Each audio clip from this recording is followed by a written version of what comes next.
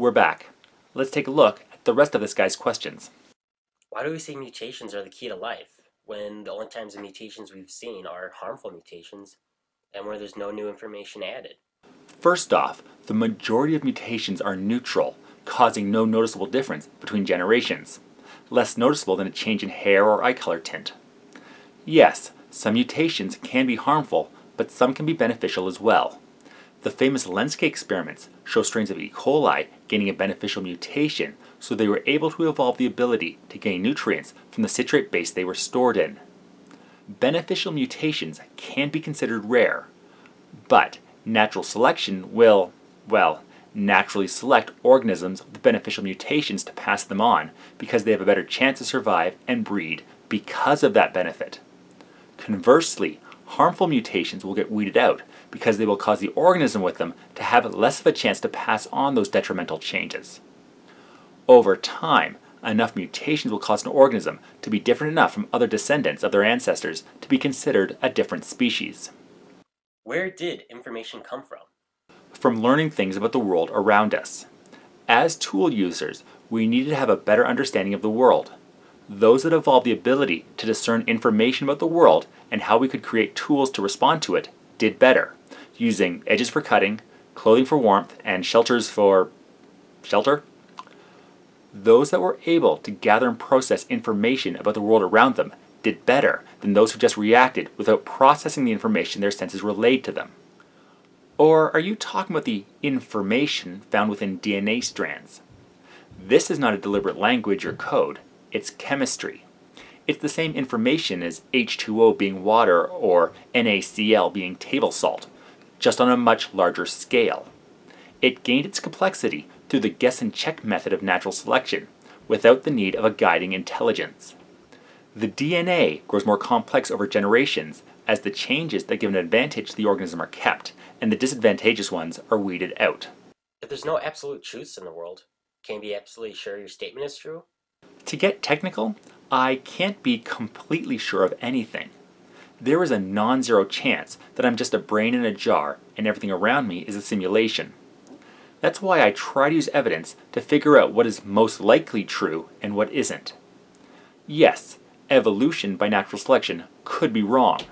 We could come across evidence that gives an even better account for the diversity of life, in which case I would have to follow where that evidence leads. So, I rely on evidence for what I accept is true, but I do know that I could be proven wrong about it at some point in the future. And so far, the evidence we have points to evolution via natural selection to explain the diversity of life on this planet. If we're nothing but animals, why are we the only animals with morality? First, having something unique doesn't mean an organism isn't a member of a group. Your statement is akin to, if bats are mammals, why are they the only mammals with true flight? It doesn't mean they aren't mammals, they have just developed something the others didn't. But to get to your point, humans thrive in social structures. In other words, we do better when working together. This means we needed to develop moral codes so we could work well together. The communities that did not have a moral code and everyone would turn on each other did not do as well as ones where everyone trusted one another and would be weeded out. Finally, other animals do have morality. Social and pack animals will not turn against their pack because it's in their mutual benefit to work together. Pack animals that have no pack mentality are similarly weeded out by groups that do work together better. Why is it wrong to lie, especially when it's beneficial to our survival? Like the last point, the taboo against lying comes from being social creatures who rely on each other. Lying causes distrust in communities. If you can't trust one another, it'll be difficult to work together. That's why there's usually a taboo against lying in business, legal, and other important social interactions. To be fair, there are times when lying can be used to protect someone, or when you don't want to hurt the feelings of another person. For example, I could ask my wife, "Sweetie, how good am I in bed?" Oh yes, you're the best. All other men are nothing compared to you. See? If I didn't already know I was as good as she said, she would be lying to spare my feelings. What do you mean? If the universe is filled with orders and laws, how did that all come about if we're all nothing but mere chance? 2 points. First, The laws of the universe are not the same as legal laws.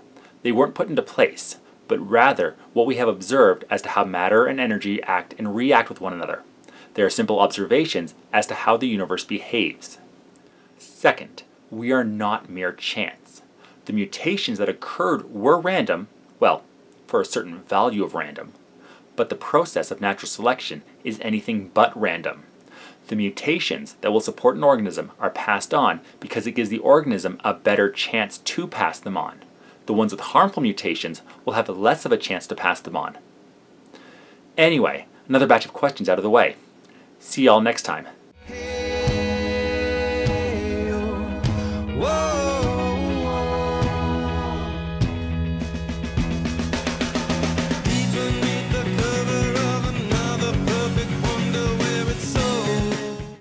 So one of my fans has called me out for the fact that I use cue cards when I produce these videos.